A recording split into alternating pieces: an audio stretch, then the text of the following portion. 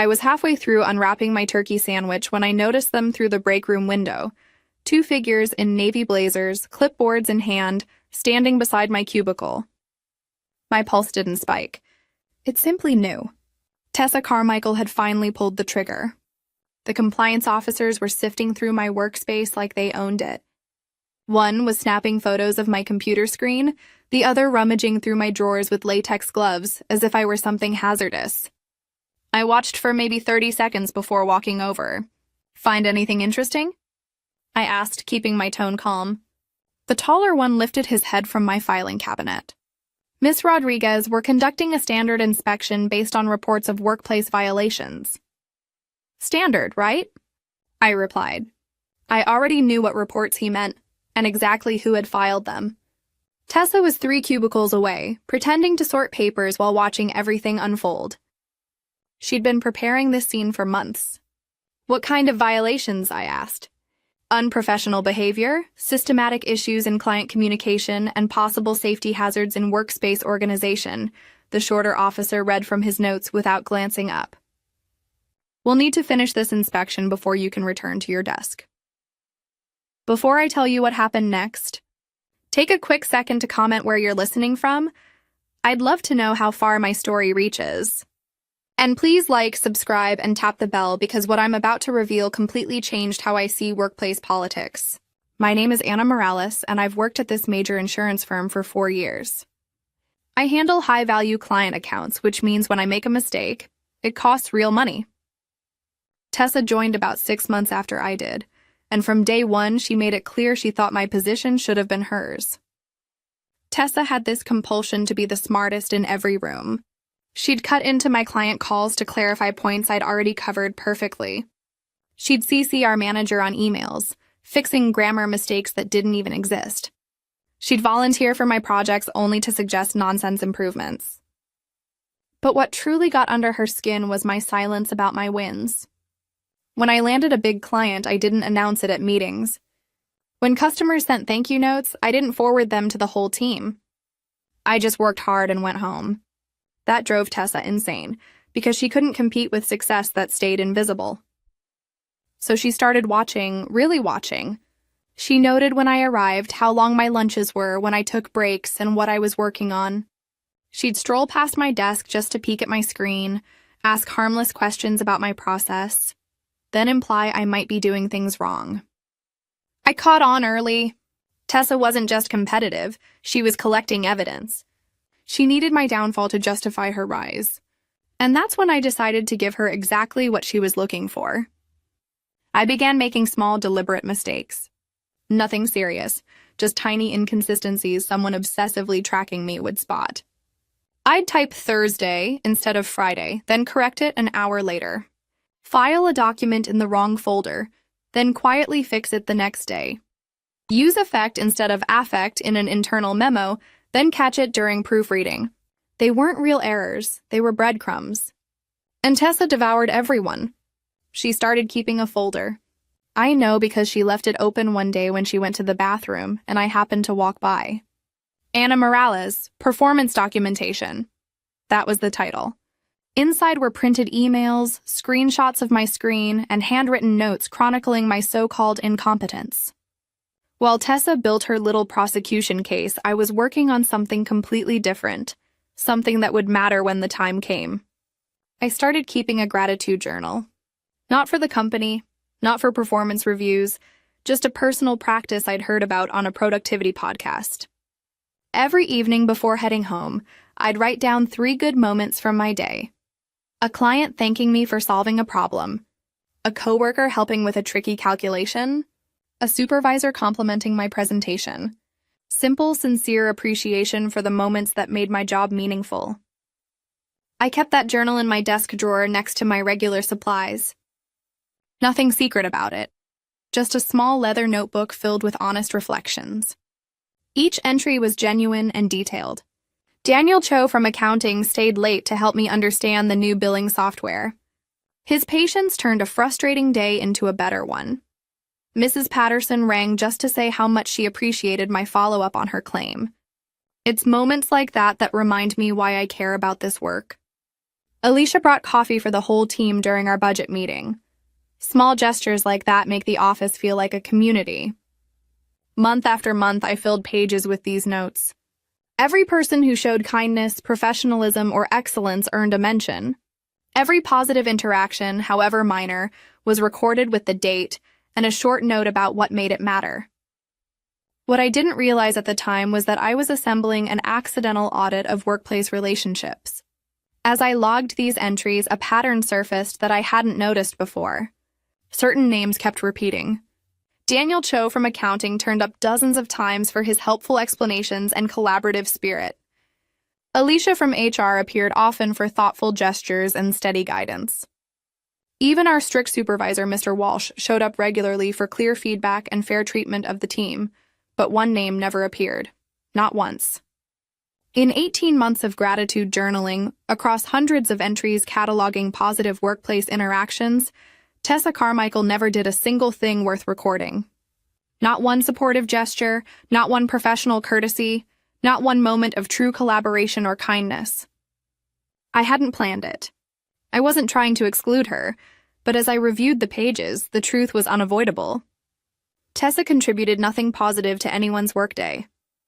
She existed in our office like a drain, sucking up energy and attention without giving any warmth or light back. 6 months after I began the journal, she struck. It was a Tuesday morning when she asked for a meeting with our supervisor and the compliance team. She presented her neatly organized folder of my alleged performance issues and demanded a formal probe into my work quality and conduct. Anna Morales has demonstrated a pattern of errors and unprofessional behavior that jeopardizes our client relationships, she told them. I've been documenting these problems because I care about our team's reputation and our company's standards. Mr. Walsh listened, reviewed her evidence, and agreed to authorize a compliance inspection. Standard protocol required that I be informed, but Tessa explicitly requested the inspection occur while I was at lunch, so I wouldn't have a chance to prepare my area or conceal any supposed violations. And that's how I found myself watching 2 compliance officers rifle through my things while I stood there with half a turkey sandwich, aware that everything was about to shift. The officers were exhaustive. They photographed my computer screen, which displayed a perfectly organized client management system. They examined my filing cabinet, which held meticulously labeled folders in alphabetical order. They checked my email history, which showed clear professional correspondence with both internal teams and external clients. Then the shorter officer opened my desk drawer. "What's this?" he asked, pulling out my gratitude journal. "Personal notes?" I said, "Just some thoughts about work." He flipped through several pages, reading silently. Then he glanced at his partner and nodded toward something I couldn't see. They exchanged a wordless conversation with their eyes. "Miss Rodriguez," the taller officer said, "would you mind if we reviewed this notebook more closely? It appears to contain workplace observations that might be relevant to our investigation." "Of course," I said. "Take whatever time you need." What happened next is something I will never forget. The officers sat at my desk and began reading the journal from the first entry. They didn't skim. They studied each note carefully, occasionally pointing at passages and whispering to one another. 5 minutes passed, then 10, then 15. Other people in the office began to notice. Conversations dropped as colleagues realized something significant was unfolding at my cubicle. Tessa edged closer, trying to see what had the officers' attention so completely. After 20 minutes, the shorter one finally looked up at me with an expression I couldn't quite read. "Miss Rodriguez," he said slowly, "how long have you been keeping this journal?" "About 18 months, I replied. "And these entries," he continued, "they're all genuine? You're not embellishing or fabricating positive interactions for some reason?" The question caught me off guard. "No, of course not," I said. "They're just honest moments of appreciation. Writing them helps me stay focused on what I enjoy about my work." The officers exchanged another silent glance. Then the taller one stood and walked toward Tessa, who was pretending to organize a stack of files. "Miss Carmichael," he said, "could we speak with you privately for a moment?" I watched Tessa's face change as she realized things weren't going according to plan. The officers weren't reprimanding me or confiscating anything. They wanted to talk to her. The three of them stepped into the small conference room at the end of the floor. Through the glass, I could see them talking, but I couldn't hear the words. Tessa's expression shifted from confident to uncertain to something close to panic. They were in there for nearly 30 minutes. When they finally emerged, Tessa's eyes were red and her face looked drained. The officers returned to my desk, where I'd been quietly responding to emails, still trying to process what was happening. "Miss Rodriguez," the shorter officer said, "after reviewing the evidence presented and examining your workspace and documentation, we're closing this investigation with no findings of misconduct or policy violations." Relief washed through me, though I sensed there was more. The taller officer continued, "However, we do want to address something that came up during our review." He opened my gratitude journal near the middle and turned it toward me. "In 18 months of documenting positive workplace interactions, you've mentioned 63 different people, colleagues, supervisors, clients, even security and cleaning staff. 63 people who made your work experience better in some way." I nodded, unsure where this was going. "Miss Carmichael's name," he said, "appears 0 times. The words seemed to echo in the air. I looked at the journal, then at them, then toward the conference room where Tessa still sat alone. "That wasn't intentional," I said quietly. "I just write about moments of genuine appreciation. If someone isn't in there, it's not because I was trying to exclude them, it's because—" I couldn't finish the sentence. Saying it aloud would make it real. Because they never did anything worth appreciating. The shorter officer nodded. "We understand, and we think Miss Carmichael does now too." They gently closed the journal and handed it back. "The irony," the taller officer added, "is that she spent so much time documenting your mistakes that she never thought about how her own behavior looked from the outside. Your journal unintentionally created a record of workplace dynamics more revealing than any performance report." They packed up their materials and began to leave. As they walked away, I heard one murmur to the other, 18 months and not a single positive mention.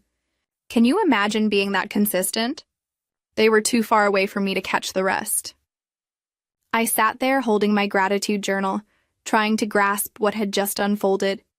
Around me, the usual office noises returned, keyboards clattering, phones ringing, quiet talk about projects and weekend plans, but everything felt different. The investigation that was meant to destroy my career had instead exposed something far more devastating about the person behind it. Tessa Carmichael had spent months recording my smallest, harmless mistakes while remaining completely blind to the damage she caused everyone around her. She'd been so determined to prove I didn't belong that she never questioned whether she did. And now everyone knew. I didn't see Tessa for the rest of that day. She must have slipped out of the conference room while I was on a client call, and her cubicle stayed empty until closing. I assumed she'd gone home early, to process maybe, or just to avoid the stares of coworkers who'd seen everything. But the next morning she returned, and she was different. Tessa arrived exactly at 9, greeted people softly, and sat down at her computer without her usual display of self-importance. No exaggerated sighs about her workload, no loud calls meant to showcase her expertise. No wandering the floor to offer unsolicited advice on other people's projects. She was evolving. The compliance investigation hadn't humbled her. It had armed her. The exposure hadn't stopped her. It had simply taught her to be more careful, more strategic. Now, instead of direct accusations, she was whispering poison into people's ears, letting suspicion do the work for her. I sat there trying to process Daniel's words, the cursor on my computer screen blinking like a heartbeat. For months, I'd believed my journal was a safe place, a quiet, private effort to focus on gratitude in an exhausting environment. But now Tessa had turned it into something dark, something suspect. "I can't believe this," I whispered. Daniel sighed. "Believe it. She's framing it like you're keeping tabs on people. You know how she spins things. She plants doubt, then steps back and watches it grow." He gave me a sympathetic look and headed back to accounting, leaving me with a half-finished report and a mind that wouldn't stop racing. That afternoon, I couldn't focus. Every smile felt strained, every conversation shorter. The air in the office had changed, just a little, but enough that I felt it. It was the same trick she'd used before: isolate, discredit, dismantle. But this time, I wasn't the same person she'd tried to destroy. That night, I sat at my kitchen table with my journal open, flipping through the pages that had once brought me comfort. Each entry was a snapshot of kindness, a thank you, a shared laugh, a moment of teamwork. They were proof that I wasn't the person Tessa was describing. For a long time, I stared at the last blank page. Then, slowly, I picked up my pen and wrote, "Tessa Carmichael has returned to her old game. But she's forgotten one thing. I document everything." I closed the journal and felt something new settle inside me. Not fear this time. Resolve. If Tessa wanted to twist my words into weapons, I would give her a story she couldn't control. She was doubling down. She couldn't handle that the compliance investigation had exposed her own toxicity. So, she was twisting my gratitude habit into something dark and suspicious. Has anyone actually believed what she's saying? I asked quietly. Daniel Cho shook his head. Not really. Most people think she's stretching, but Anna, she's relentless, and she's great at planting seeds of doubt. You know her methods. I did know. This was classic Tessa. When confrontation failed, she'd shift to quiet manipulation. She was turning my moment of vindication into her next weapon. That afternoon, I decided to test Daniel's warning. I started watching how people interacted with me. Were their conversations shorter than usual? Did anyone seem tense or cautious? At first, everything appeared normal, but by the end of the week, I began noticing subtle shifts. Alicia from HR, who usually stopped by for casual chats, suddenly seemed too busy whenever I walked over. Mr. Walsh's emails became more formal, his warmth gone. Even the security guard who used to greet me cheerfully just nodded without his usual smile. Tessa was poisoning my relationships one encounter at a time. I realized I had two options. I could confront her head-on, march into Mr. Walsh's office and expose what she was doing. But that would make me look paranoid and defensive, feeding into her narrative that I was overly fixated on workplace dynamics. Or I could take a different route entirely. I decided to give Tessa exactly what she wanted, just not how she expected. The next Monday morning, I sent an email to the entire department with the subject line: Personal Journal, Transparency, and Consent. The message was short and direct. Hi everyone, some of you may have heard that I keep a personal gratitude journal where I sometimes note positive workplace interactions. I want to be completely open about this and make sure everyone is comfortable. The journal is purely personal, a way to focus on positive moments during my workday. It's never been shared with management or used for any professional purpose. However, I understand that some people might feel uneasy having their kindness or professionalism noted in someone else's private writings. If you'd prefer that I not include any interactions with you in my personal journal, please let me know. I will absolutely respect your preference, and it won't affect our working relationship in any way. I value all of you as colleagues and want everyone to feel comfortable with our professional interactions. Best regards, Anna. I sent the email and waited. Within an hour, my inbox began filling with responses, but not the ones I had expected. Alicia was the first to reply. Anna, I had no idea you were writing about positive moments at work, but I think that's wonderful. Please don't stop including me. It makes me happy to know that small gestures matter to people. Then Daniel Cho responded, Keep writing. If more people focused on appreciation instead of complaints, this would be a much better place to work. Mr. Walsh sent a longer note. Anna, your gratitude practice sounds like an excellent way to maintain a positive perspective in a demanding work environment. I appreciate your transparency and professionalism in addressing this directly. One by one, my colleagues replied with support, curiosity, and encouragement. Several asked if I had tips for starting their own gratitude practices. Others shared stories about how small acts of kindness at work had positively impacted their own days. By the end of the day, I had 37 responses. 36 were overwhelmingly positive, supportive, and grateful to be included in my journal. One person didn't respond at all. Tessa's silence was deafening. While everyone else was celebrating the idea of workplace gratitude and mutual appreciation, she couldn't bring herself to engage. Responding would force her to admit she'd been wrong about my journal, wrong about my intentions, and wrong about how our colleagues would react. But the most remarkable part was still unfolding. Over the next week, something beautiful began to happen in our office. People started practicing gratitude openly. Alicia left thank you notes on desks whenever someone helped her with a project. Daniel Cho brought cookies to share with the team, including a note about how much he valued working with all of us. Mr. Walsh began starting team meetings by recognizing someone who'd gone above and beyond that week. The gratitude practice was spreading, creating exactly the kind of positive workplace culture everyone wanted to be part of, everyone except Tessa. In an environment where people were actively noticing and appreciating one another, her behavior became impossible to ignore. While others expressed genuine thanks for collaboration and support, her constant criticism and competitive undermining stood out like a siren. I watched her try to adapt. She began saying thank you more often, but it sounded forced and hollow. Her attempts at compliments came out as backhanded remarks that left people feeling worse than before.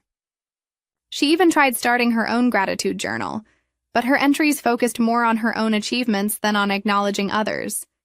The contrast was stark and uncomfortable. While the rest of us were building each other up, Tessa remained focused on tearing people down. And now that everyone was viewing workplace interactions through a lens of appreciation, her toxicity became impossible to miss.